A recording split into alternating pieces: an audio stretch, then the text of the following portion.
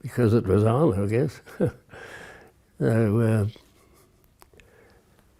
a certain degree of patriotism and the feeling that we should be involved, but there was also a feeling of adventure to be in it, do something different with our lives.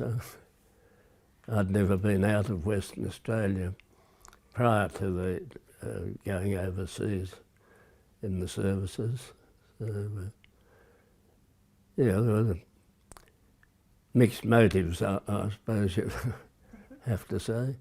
Initially, I put my name down for the Air Force and passed the test. In fact, I had to have an operation done to my nose to a submucal recession, they called it, whatever that signifies. And I was accepted for aircrew, but went on and on and on, and they didn't have the facilities available to train us. And I had a couple of other friends who were joining the Air Force as well, but we went on a militia camp when Italy came into the war, and had to round up the unnaturalised Italian in the goldfields area, Leonora, Kew and that part of Western Australia. And we formed an association with 8 other chaps who were in the militia, and we decided we'd join the AIF together. And so I put my name down for the AIF and was accepted there. And they were taking up a bit of time to call us up, so I had some friends joined the Navy as sub-chasers. So I said, well, I'll go along with you too. Anyway, the Army called us up first, and I actually got my call up for the Air Force when I was on pre-embarkation leave for the Army, but I had this tie-up with the other chappies by then, so off I went in the infantry on the flat feet, which I swore I would never ever do. If I had to go to war, I wouldn't be walking. Anyway, that's how it turned out I did.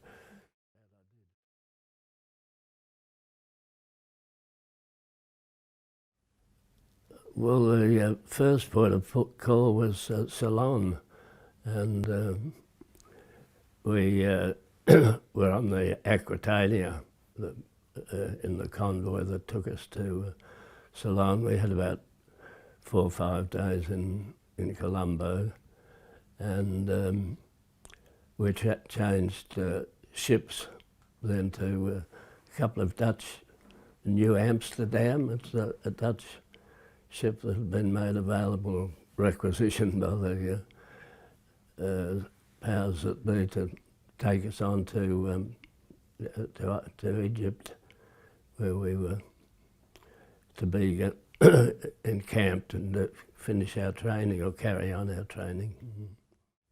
Well, it was a great big open cabin.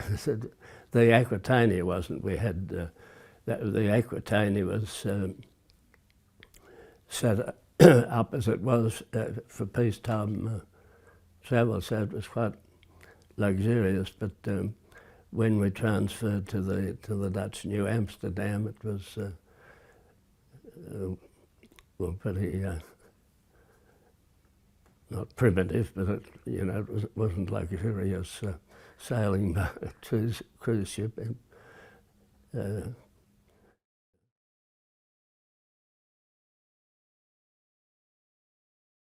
And then we were, to continue our training, we were taken up to Brook with no thought in mind that Rommel was going to come. We were just up there for for training. Well, a pretty rugged desert. We didn't see much of the actual township. We were taken out there was a perimeter, fortified perimeter, all around Tobruk, and we were moved from post to post and had lots of sham attacks, pretending the enemy was coming. And of course, when Rommel did come back, they had to tell us that this time it's for sure, Rommel, the Germans are attacking Tobruk. So we had to post sentries out. It was about one sentry to for every 50 yards or so. The troops coming from Benghazi, Derna, back to Tobruk, they built up the defence of Tobruk, but when we were first got there, we were virtually just there to for training purposes, and then all the situation changed very rapidly.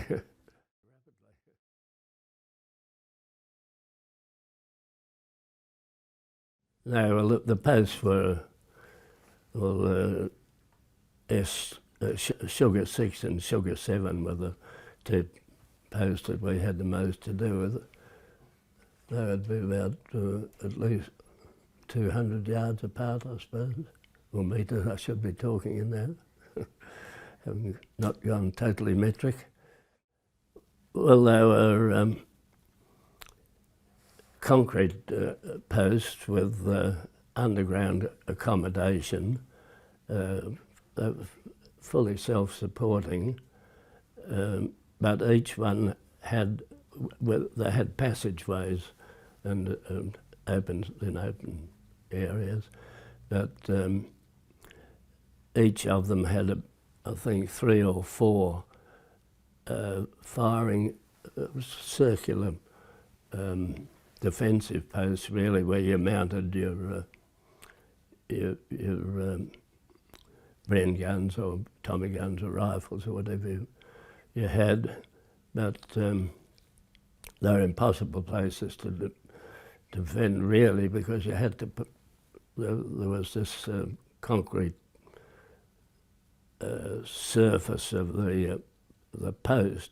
You had to put your head above it, and the Germans were in a tank trap about 20 yards away from you. As soon as you put your head up, boom, so virtually about all you could do was throw grenades at them.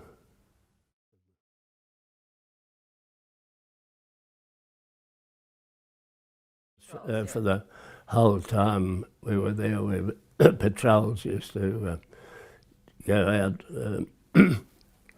more to let the Germans know that we were aggressive and still there and prepared to defend us, because Lord Haw, he actually named us the Rats of Tobruk, of course, but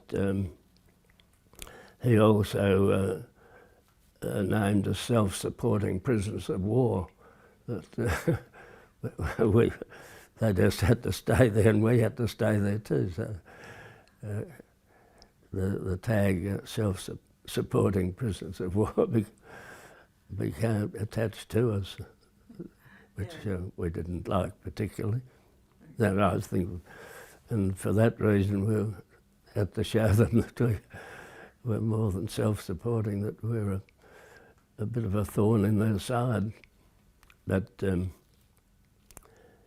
Rommel gave up any attempt to take Tobruk. He just bypassed it, and of course it extended his lines of communication, having to not being able to use support of Tobruk. We were a nuisance to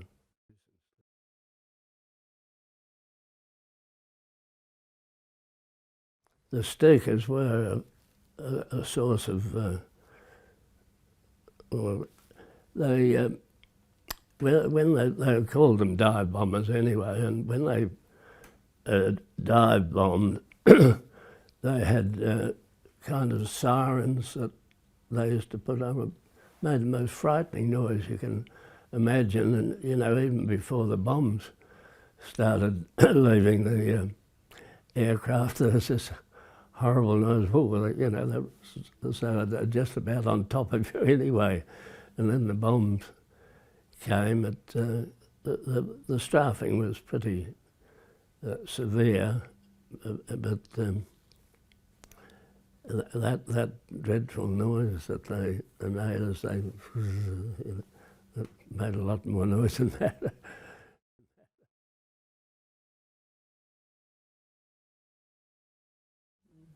But Tobruk, the township itself was, and the harbour were being constantly bombed, and there were sunken ships in the harbour, and the township, of course, was just about wrecked altogether. They were trying to, they, having been an Italian post, the Germans had plans and they knew exactly where everything was, and one of their main objectives was the water supply. They said if they could deny us water, that the battle was half won. But we always managed to get water, and they always managed to bring naval craft up with reinforcements and supplies as well. Those ships, the captains of those ships were, you know, endangering not only their crews, but the whole ship itself, because, as I say, there were plenty of actual sunken naval ships in the harbour itself.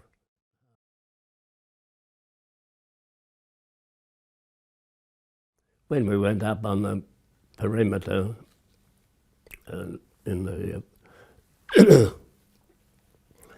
outskirts of the township, there was a beach area that when we were rested we used to have swims in the ocean, and although it was very cold at night, it was very pleasant during the day and quite warm and nice to get in the sea. Not many men had bathers, I might add, but it was just as pleasant without them.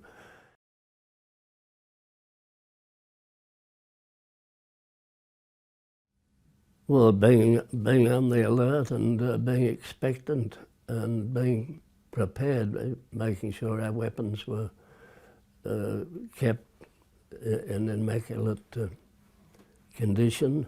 There wasn't much training that we could do. That it was when you were on the perimeter, it was static. That's where you were, and that you were there to defend your area of the perimeter.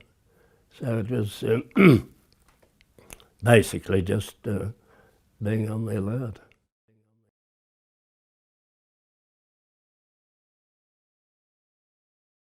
Royal Horse Artillery, the British gunners played a very vital part in the defence of.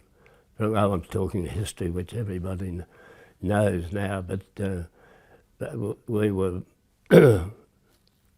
quite dependent on those. But a lot of the infantry, the battalion boys in the battalion, the Germans, at least the Italians, didn't destroy or blow up their guns that they left behind, and the regular artillerymen taught our infantrymen the rudiments of firing these the guns and ammunition, of course, that they'd left behind. And the German tanks would appear on the horizon. They'd fire over open sights. They didn't have any ups or downs or anything. They just push it around and aim the barrel at where the Germans were coming from, kind of thing, and pull the lanyard and hope for more misses and hits, of course, but enough hits to... I think the Germans considered we were far better defended than we actually were, because I don't think we were really adequately in a position to hold Tobruk the way we did.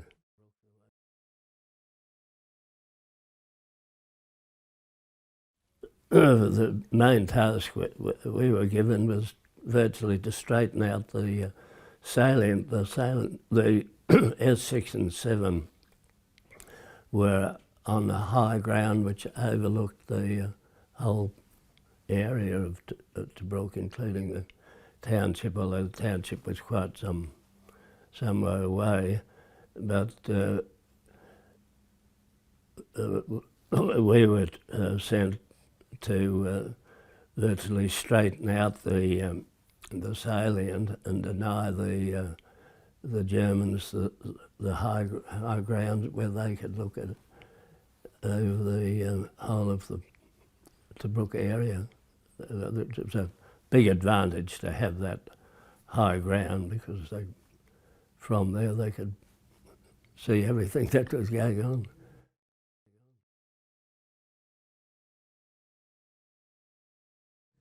And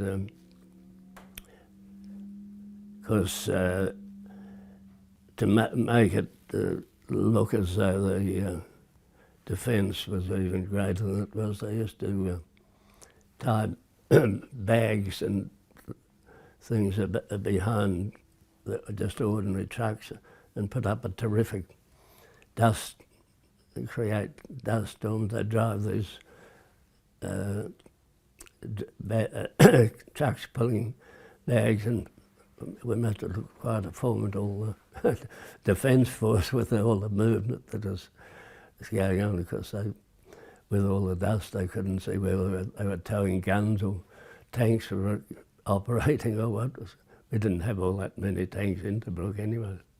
But most of the equipment and transport and trucks were diesels that the Italians, they hardly blew up any of their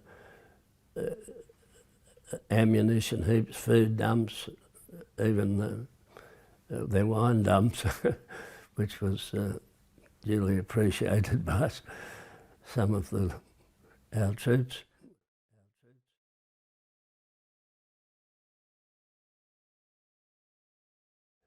That was the evening that we were to straighten out the salient by taking S6 and 7. Well, the attack on S7 failed, and the attack on S6 was successful, but the officer in charge of the platoon that was attacking S6, when S6 was taken, he was to send up a success signal on a very light pistol, but in the attack, the very light pistol was shot off his hip. So when he got to the post and they took the post, he had no way of indicating that the post had been taken. He did send back a runner, but by that that time the reinforcements who were supposed to come up decided that the mission had failed, and they went back to that they weren't available to come forward and assist us to defend, to keep the post. So that we managed to keep the post all that day, but in the evening and the night the Germans just came and surrounded, and wherever you moved there was German, so, and as I say, you couldn't put your head up or you got it shot off.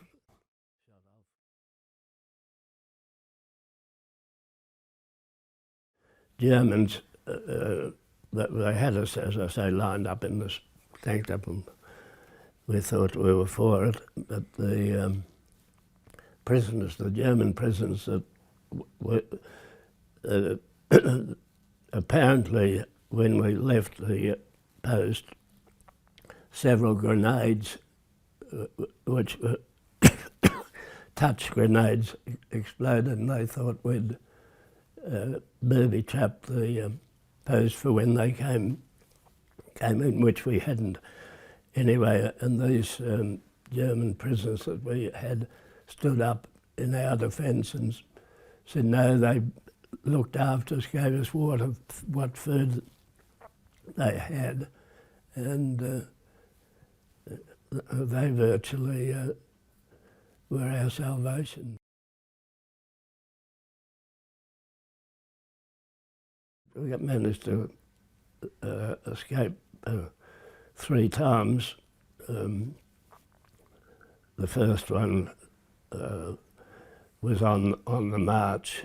We were turning around through the Black Forest, and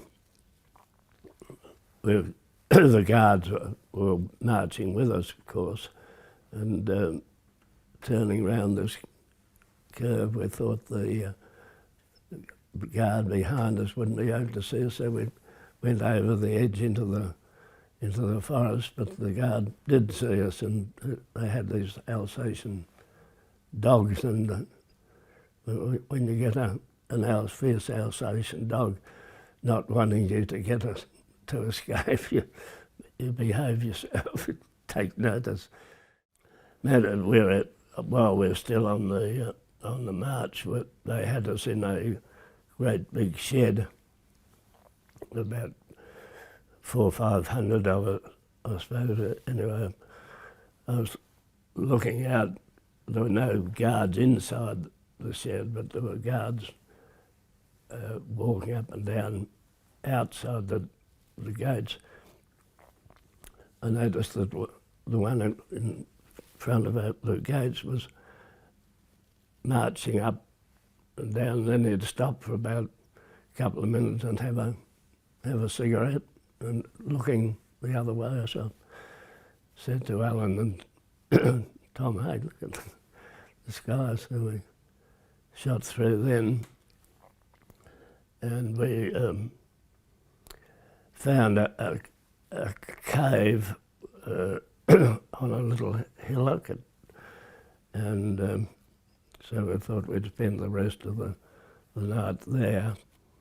And then in the next morning, the Germans decided they were going to mount an ack-ack gun on that little mound, and there'd been nothing there prior.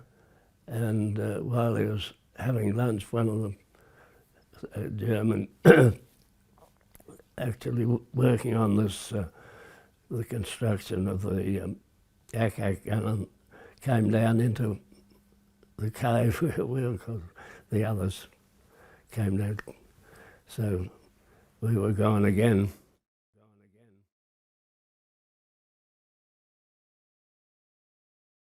We were taken to a Gestapo headquarters in Nordhausen, and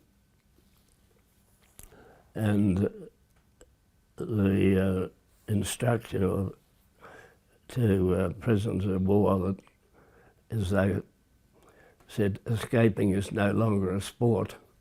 They actually put that on the circulars and warned that any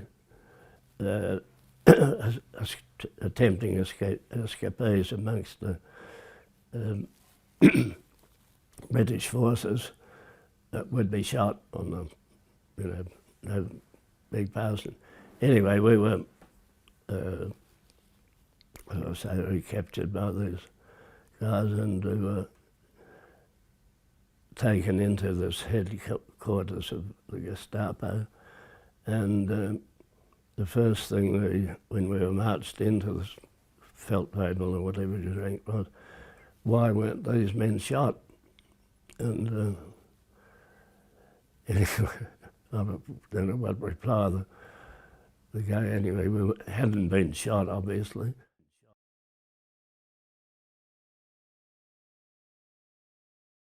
And he questioned us for a while, and Tom Cummins spoke quite fluent German, quite Hauptdeutsch, you know, which quite impressed the Gestapo chappie. And he was most interested in the fact that we were Australians and what we were doing over there fighting the Germans who had done them no harm. Anyway, they chatted away for quite a while, and I think the fact that we were Australians and Tom could converse to him in his own language, they sent us down into the dungeons, the cells underneath the Gestapo headquarters. And next thing we knew was tramp along the corridor, and came to our cell door and gave us some beautiful soup. We thought, you know, the firing squad coming along to get us. So we naturally were very hungry and enjoyed the soup, but we thought, you know, oh, this is the last meal for the condemned man before we do the job. And the next, they went away, and then another tapped back along the corridor, and they took us to an underground factory. It was a VE1 and VE2 firing assembly and firing place at Nordhausen, and they didn't have anywhere else to put us immediately, so we had a couple of days. Actually, a lot of the Germans, military personnel, had civilian clothes on, and they knew that they had lost the war, that they had very little chance. And one of them gave Tom Cummins a note saying, you know, would you, when you get back to your own lines, would you say that we here did everything to make things comfortable for you? And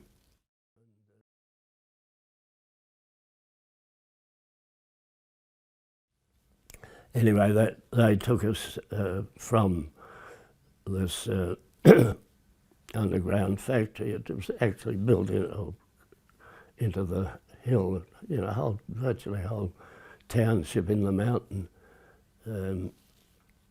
They took us to another POW out camp, and we're out in the yard.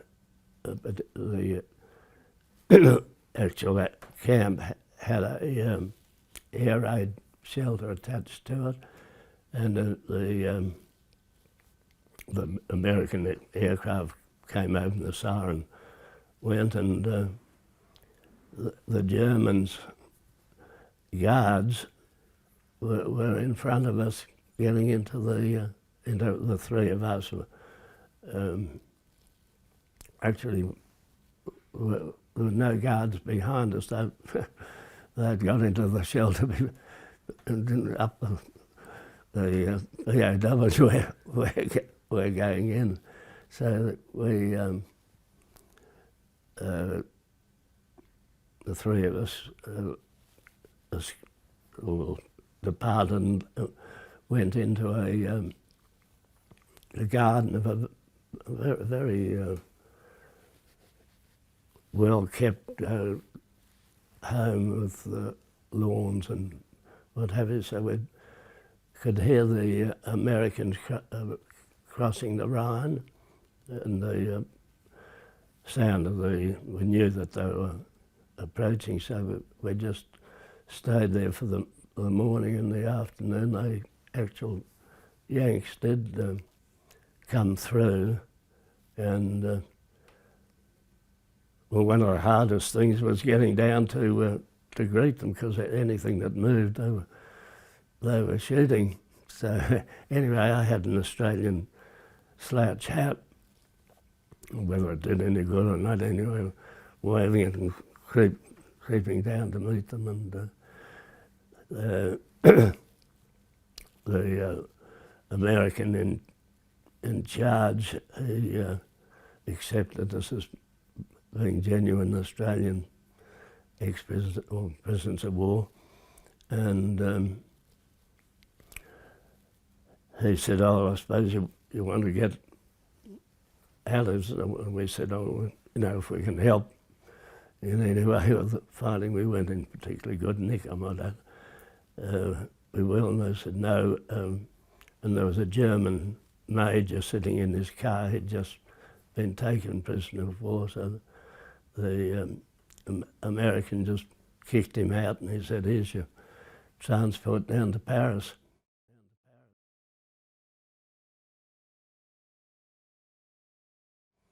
And he gave us those big fuel containers and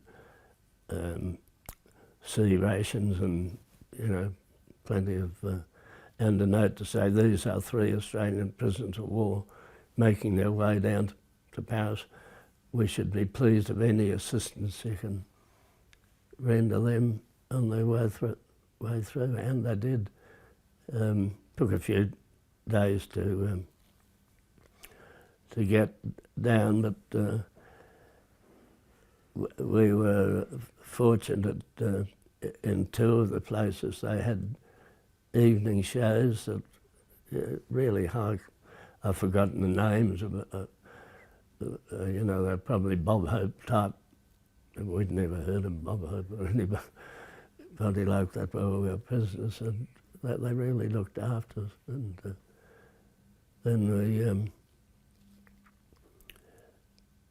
joined up with stayed with the Americans all the way down. We thought this is pretty good, better than going to the Australians. Anyway, I still had my slouch hat, and the Australians realised that we were there, and they called us in and shot us over to England and down to Eastbourne, where the headquarters for receiving the ex-POWs was started, and we were back at, not home, back at base.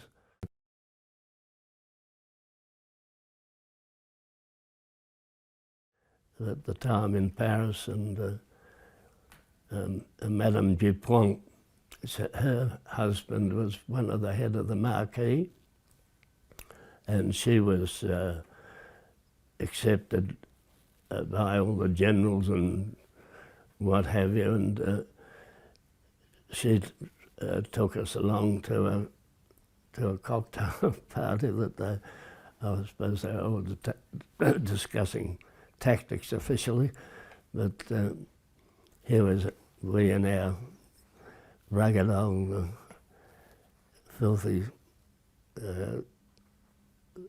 gear that we'd escaped in, with all these generals with the brass medals, you know, fruit salad. As the Americans were always condemned, or not condemned, but described as having their medals as fruit salad. And so she was, got photos at home actually of up in her flat. Her husband was out still, although Paris had fallen. There was still pockets of the enemy that they wanted to clean up, or make sure that Anyway, he wasn't with her, so we didn't get to meet him. But we got to meet all these generals. They were most interested to hear our story, and we were most interested in having some of their goodies that they were enjoying at their cocktail party.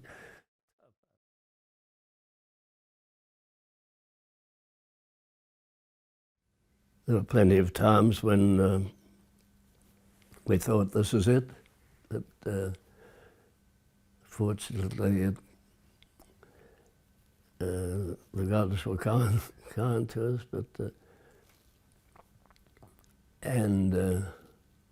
no, I think generally speaking that